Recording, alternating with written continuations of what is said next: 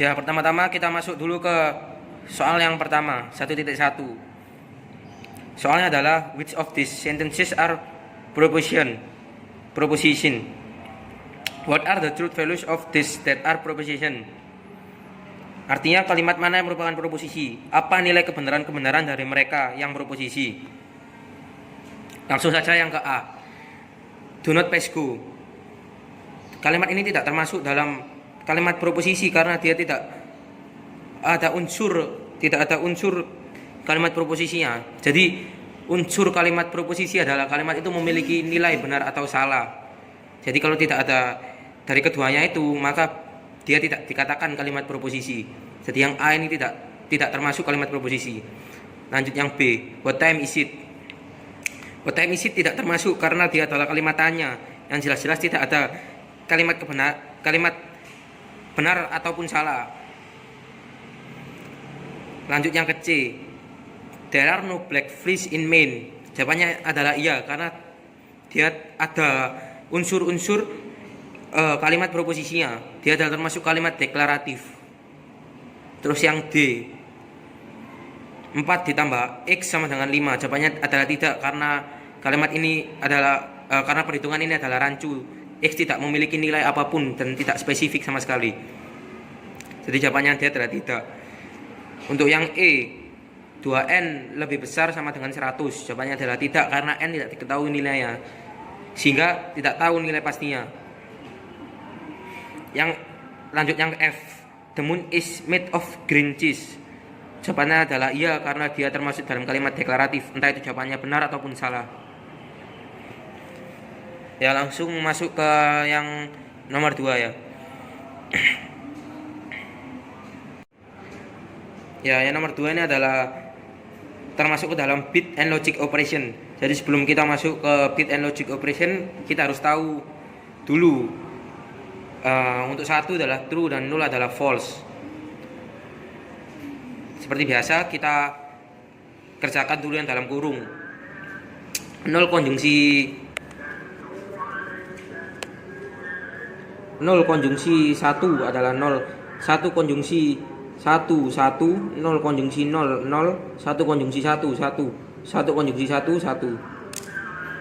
Yang disjungsi kita disjungsikan dengan sebelahnya. 1 disjungsi 0 1, 1 disjungsi 1 1, 0 disjungsi 0 0, 0 disjungsi 1 1, 0 disjungsi 1 1. Lanjut yang B. Kita kerjakan dulu dalam kurung. 0 disjungsi 0 konjungsi 1 0, 1 konjungsi 1 0, 1 konjungsi 1 1, 1 konjungsi 0 0, 1 konjungsi 1 1. Kita disjungsikan dengan sebelahnya. 0 disjungsi 0 0, 0 disjungsi 1 1, 1 disjungsi 0 0, 0 disjungsi 0 0, 1 disjungsi 0 1. Kita masuk yang ke C. Ya, yang C ini adalah XOR. XOR adalah kebalikan dari biimplikasi. Jadi kalau misalnya ada jawaban yang sama, maka dia dikatakan salah. Jadi kebalikan dari biimplikasi. Misal kayak ada 1 1 itu salah, ataupun 0 0 itu pun juga salah. Langsung kita kerjakan aja yang dalam kurung dulu. 0 XOR 1 1, 1 XOR 1 0, 0 XOR 0 0, 1 XOR 1 0, 0 XOR 1 1. Ya sudah, kita XOR-kan dengan sebelahnya. 1 XOR 0 1, 0 XOR 1 1, 0 XOR 0 0, 0 XOR 0 0, 1 XOR 0 1. Yang langsung yang ke D ya. Ya, jadi di sini karena kebanyakan kita langsung masuk ke yang di bilangan XOR-nya saja. 1 XOR 1 0, 1 XOR 0 1, 0 XOR 0 0, 1 XOR 1 XOR 0 1, 1 XOR 1 0. Ya, kita lanjut ke soal 1.2. Di soal itu kita masuk yang pertama dulu. Yang pertama, You can graduate only if you have complete the requirement of your major and you do not owe money to the university and you do not have an overdue library book. Kita misalkan satu-satu. You can graduate itu G, you owe money to the university itu M, you have complete the requirement of your major itu R, you have an overdue library book. Nah, yang pertama, you can graduate only if you have you can graduate. Nah, you can graduate ini kita masukkan, kita pindah dulu ke sini. Setelah itu if you have complete the requirement of your major. If you have complete the requirement of your major.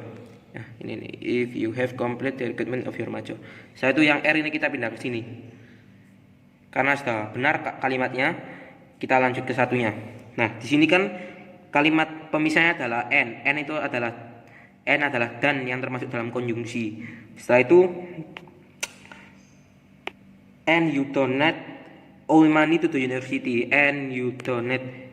Nah, sini kan you owe money to the university, berarti kita negasikan dulu biar sama. Artinya negasi M. Setelah itu kalimat selanjutnya adalah tetap dan kan pakai konjungsi juga sih.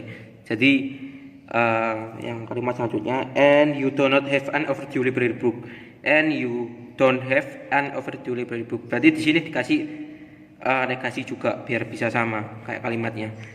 Ya, berarti ini adalah jawabannya. R konjungsi negasi M, konjungsi negasi B. Setelah itu kita masuk ke kombinasi sirkuit untuk yang nomor 2. Nah, di sini pertama-tama kita harus tahu yang ini adalah dan, yang ini adalah atau, dan yang ini adalah negasi. Yang kalau menurut aturannya itu kita kerjakan dari yang pertama. Yang paling atas maksudnya, yang P. P ke sini ditarik. Nah, di sini dia disimpan dulu. Terus kita ke bawahnya. Q dan R. Kenapa di sini negasi? Karena dia bertemu negasi di sini. Jadinya Q disjungsi negasi R. Setelah di sini kita pindah ke sini. P konjungsi Q negasi R. Nah, belum sampai di sini, belum selesai karena di sini masih ada negasi. Di negasi ini baru kita negasikan. Negasi P disjungsi negasi Q konjungsi R. Ya, itu adalah jawabannya. Ya, lanjut ke soal nomor 3. Kita mulai dari nomor 1 dulu. Jadi di soal ini kita disuruh membuktikan bahwa di sini adalah tautologi. Jadi tautologi itu nilainya semuanya benar. Artinya true semua. Jadi pertama-tama kita harus membuktikan bahwa P implikasi Q konjungsi Q implikasi R adalah implikasi P implikasi R. Jadi kita masukkan satu-satu. P Q R.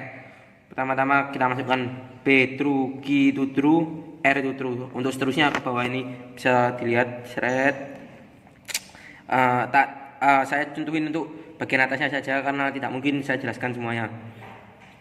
Yang P implikasi Q. Untuk P implikasi Q true dan true artinya adalah true. Q implikasi R true dengan true juga. Untuk yang ini itu adalah yang ini dengan yang ini. Jadi true dengan true adalah true.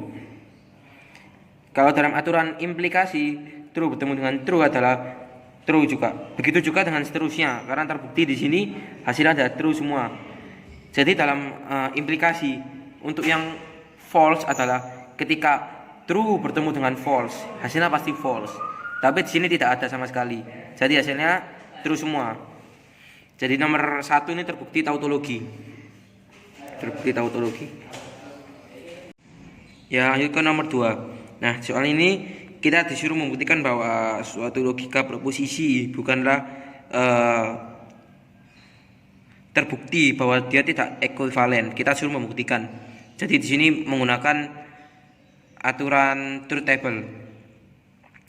Yang akan kita buktikan adalah P implikasi Q, implikasi R, implikasi S, dan P implikasi R, implikasi Q, implikasi S. Kita suruh membuktikan bahwa dua proposisi itu tidak ekuivalen. Pertama-tama kita masukkan kayak tadi yang true. Ya, tidak akan saya sebutkan semuanya, hanya bagian atasnya saja. Jadi P implikasi Q adalah true. dan R implikasi S adalah true. Setelah itu true dan true adalah true. Setelah itu kita lanjut yang satunya. P implikasi R. P implikasi R, true dan true adalah true. Q implikasi S adalah true dan true. Hasilnya juga true. Setelah itu kita tulis yang ini. P implikasi R itu true. Terus Q implikasi S itu true. Kalau diimplikasikan tetap baca hasilnya true. Setelah itu kita implikasikan, kita hitung masing-masing sampai sini. Yang bagian ini juga, karena kita akan membandingkan antara ini dengan yang ini, dan hasilnya ada perbedaan. Yang sini ada true, yang sini adalah false.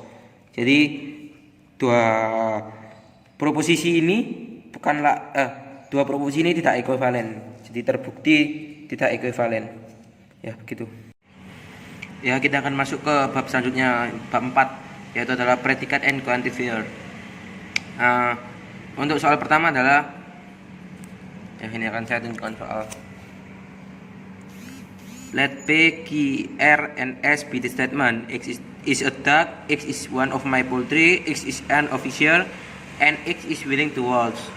Langsung saja kita misalkan di sini.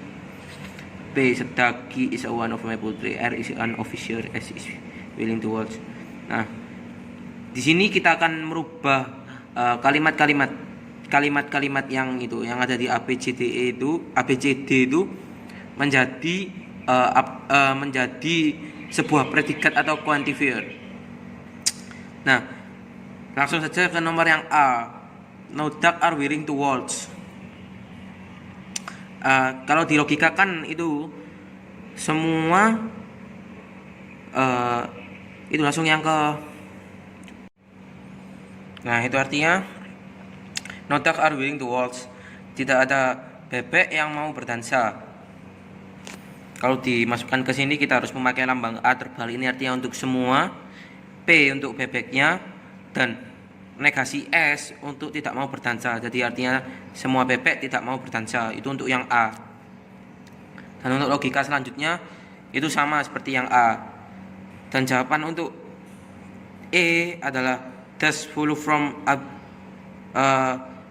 apakah yang D ini mengikuti jawaban dari ABC? Jawabannya adalah iya. Jawabannya adalah salah, karena kalau kita masukkan angka 0, hasilnya 0 lebih besar 0, dan itu adalah pernyataan yang harusnya tulis seperti ini, seperti lambang ini. Ya, sudah sekian. Ya, kita masuk ke 1.5. Soal pertama. X plus Y sama dengan X min Y. If the domain for both variable consists of all integer, what are the truth values? Jadi, jika domain untuk semua variabel berlaku integer, apa value yang benar? Kita coba satu-satu. Yang pertama tadi Q 1,1. Jadi kita masukkan ke sini. X-nya 1, Y-nya 1. Hasilnya adalah 2. Dan yang satu, yang X-nya 1, min-nya 1. Hasilnya adalah 0. 2 sama dengan 0, dan itu salah, false. Jadi adalah false, nomor 1 false. Yang B, X-nya 1, Y-nya seluruh bilangan apapun. Kita coba misal aja bilangan 10. 1 tambah 10 11, 1 kurangi 10 min 9, false. Dan menurut saya tidak mungkin ada lagi bilangan yang bila ditambahkan hasilnya akan sama. Mungkin ke seluruhnya juga seperti itu. Kita buktikan aja ke nomor C. Ya, ke yang C. Sebagian lawan dari 2 hasilnya sama dengan ini. Ini bakal sama dengan ini. Kita coba saja.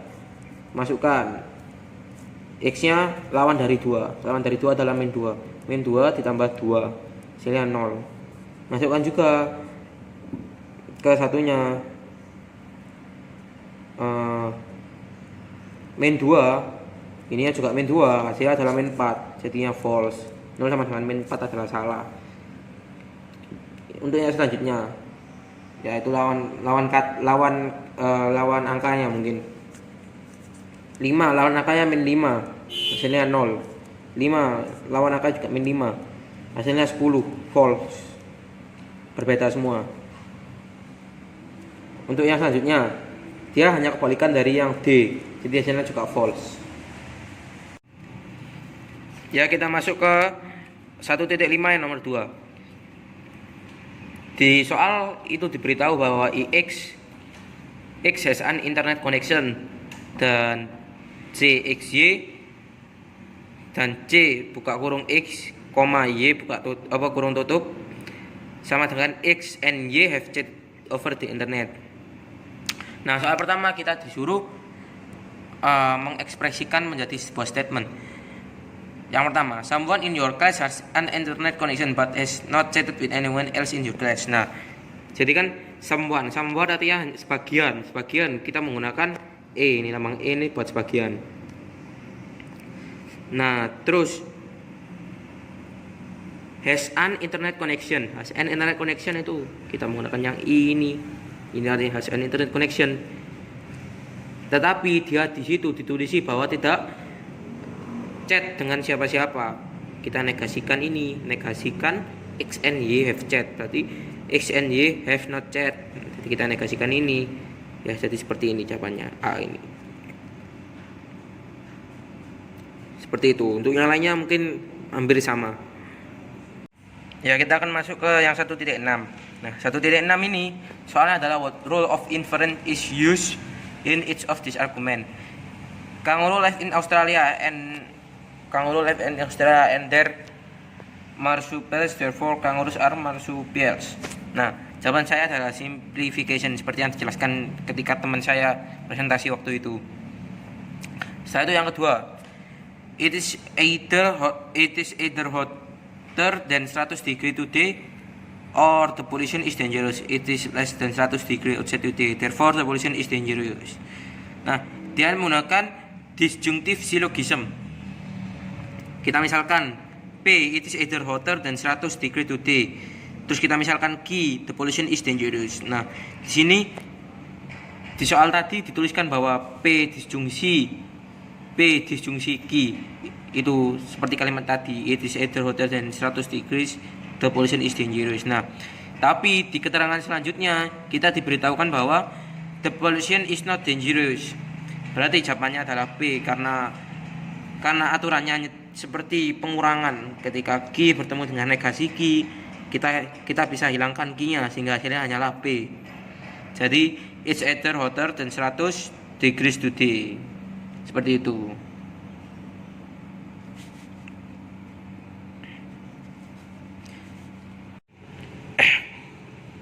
Ya, masuk ke soal 1.7. Kita mulai dari yang pertama dulu. Di soal kita disuruh menggunakan pembuktian langsung untuk membuktikan bahwa dua bilangan bulat ganjil akan menghasilkan bilangan bulat genap. Iya, itu adalah pertanyaan yang cukup mudah rupanya. Kita misalkan dulu bilangan ganjil itu selalu diakhiri dengan +1. Semisal gini aja, semisal A ini syaratnya adalah bilangan bulat. Semisal A ini adalah 2 dikali 2 4 tambah 1 5. Jadi semua yang ditambah 1 dan depannya ada ini, semua yang dimasukkan rumus ini, hasilnya pasti ganjil. Yang dimasukkan rumus ini, asal syaratnya A adalah bilangan bulat. Syaratnya adalah A adalah bilangan bulat. Setelah itu kita langsung masukkan. Dengan ini ada X, ada Y. Kita misalkan A sama B ini berbeda, jangan yang sama juga. Jadi X tambah Y. Masukkan 2A tambah 1 ditambah 2B tambah 1. Sama dengan kita keluarkan 2-nya. 2A plus B tambah 2. Nah, 2A plus B tambah 2. Setiap yang akhirnya ditambah 2 plus 2 ini dia dia bakalan menghasilkan nilai yang genap. Kalau nggak percaya bisa kita buktikan di sini. Ini A, misalkan A nya 1, B nya 2. Masukkan saja langsung. A nya 1, B nya 2. 1 tambah 2, 3. 3 kali 2, 6. 6 tambah 2, 8. Dan 8 adalah bilangan genap. Terbukti. Ya, lanjut yang ke nomor 2. Jadi di sini kita mau membuktikan jika n bilangan bulat dan 3n plus 2 adalah genap, maka n adalah genap. Kita menggunakan aturan kontraposisi. Kontraposisi itu merubah dari yang awalnya biasa-biasa saja menjadi negasi, ada negasinya. Nah, aturan merubah kan ini adalah bilangan genap. Jadi dirubah dari bilangan ganjil. Nah, kalau berubah jadi bilangan ganjil tinggal ditambah 1. Nah, kalau sudah ditambah 1, kita misalkan 2k plus 1 ini sama dengan n. Nah, kalau sudah masuk n gini, n ini dimasukkan ke yang p ini. Dan kita berharap kalau hasil kontraposisi ini benar, 3n plus 2 ini bakal berubah jadi negasi p. Negasi p adalah bilangan ganjil. Ini kan genap sih. Nah, itu harus dirubah jadi ganjil. Coba ya, ini melalui proses-prosesnya. Tidak usah saya omongkan ya prosesnya, terlalu panjang. Dan di sini benar-benar menjadi bilangan bulat ganjil. Jadi artinya kontraposisi benar-benar terbukti. Selanjutnya menggunakan cara kontradiksi. Cara kontradiksi itu membuktikan bagaimana pernyataan itu bisa salah. Asumsikan Q itu salah. Nah, tadi kan kalau kontraposisi itu Q-nya jadi negasi. Nah, di sini kita nggak jadikan dia negasi. Akhirnya kita tetap menjadi bilangan bulat, bilangan positif. Bilangan bulat genap. Nah, ya bilangan genap. Kita masukkan seperti biasa bilangan genap 32k plus 2, 6k plus 2. Nah, di sini 6k plus 2 ini kita pisah seperti ini. Kita misalkan 3k plus 1 M dan hasilnya genap. Sedangkan di sini dia mintanya ganjil. Dan memang benar-benar kontradiksi ini. Caranya memang benar salah. Sudah sekian. Ya, ini yang 1.8. Nah, 1.8 ini soalnya seperti ini. N kuadrat per 1 lebih besar sama dengan 2 pangkat N. Nah, batasannya cuma 1 lebih kecil sama dengan N dan lebih kecil sama dengan 4. Kita masukkan seperti biasa. Ini kan soal apa ya? Soal-soal anak SMA lah. N sama dengan 1. 1 kuadrat tambah 1 lebih besar sama dengan 2 pangkat 1. Hasilnya adalah true. N sama dengan 2. 2 pangkat 2 tambah 1 lebih besar sama dengan 2 pangkat 2. 5 lebih besar sama dengan 4. True. N sama dengan 3. Hasilnya 10 lebih besar sama dengan 8. True. N sama dengan 4. 17 lebih besar sama dengan 16. True. Dan yang 18 yang nomor 2. X lebih besar Y. Max X, Y sama dengan X. Minimal X, Y sama dengan Y. Sehingga disebut sebagai bilangan komutatif. Ya, kita masuk ke pertanyaan selanjutnya. Ya, alhamdulillah di sini adalah pertanyaan terakhir, yaitu memasuki matriks. Kita disuruh mengalikan matriks A dengan matriks B di sini. Lihat ini soalnya ya. Matriks A dengan matriks B. Nah, perkalian matriks seperti biasa. Yang pernah diajarkan waktu SMA dulu. Baris kali kolom, baris di sini kali kolom di sini. Nah, seperti ini rumusnya. 1.1, 1.2. Kalau 1.1 berarti 1 kali 2, 3 kali 1, 3 ini kali 1, 2 kali 0 ini hasilnya 5. Dan seterusnya seperti itu. Sampai ketemu, masing-masingnya ketemu, kita masukkan ke sini. Ini adalah hasilnya. Ini adalah hasil dari perhitungan kita tadi. Ya, setelah itu kita disuruh mencari determinan. Sebenarnya determinan itu ada 2 cara, tapi cara yang kedua ini agak ribet, jadi menggunakan cara yang pertama. Cara yang pertama itu kita pindah 2 kolom yang pertama ke bagian kanan. Setelah itu kita menggunakan silang. Ini kali ini kali ini, sini ditambah ini kali ini kali ini kali ini kali ini, ditambah ini kali ini kali ini. Seret, baru kita menggunakan yang satunya. Dikurangi 2 kali 1 kali 4 ini 8, 1 kali 1 kali 1 1, 3 kali 2 kali 1. Jadi hasilnya adalah 2. Ya. Sekian dari saya. Alhamdulillah sudah bisa selesai. Assalamualaikum warahmatullahi wabarakatuh. Nah, kalau ini yang kedua ini kita suruh mencari determinan. Nah, determinan itu tinggal sebenarnya ada dua cara sih, tapi pakai cara yang pertama aja karena cara yang pertama kayaknya lebih mudah. Cara yang pertama itu tinggal kita pindah dua kolom pertama ke bagian kanan. Setelah itu kita bisa coret-coret seperti ini. 1 kali 1 kali 1 1, 3 kali 1 kali 4 12, 2 kali 2 kali 1 4. Kita kurangi hasilnya dengan yang coretnya ada sebelah sini. 2 kali 1 kali 4 8, 1 kali 1 kali 1 1, 3 kali 2 kali 1 6. Nah, hasilnya ada 2. Ya, mungkin sekian penjelasan dari saya. Kurang lebih mohon maaf. Terima kasih. Wassalamualaikum warahmatullahi wabarakatuh.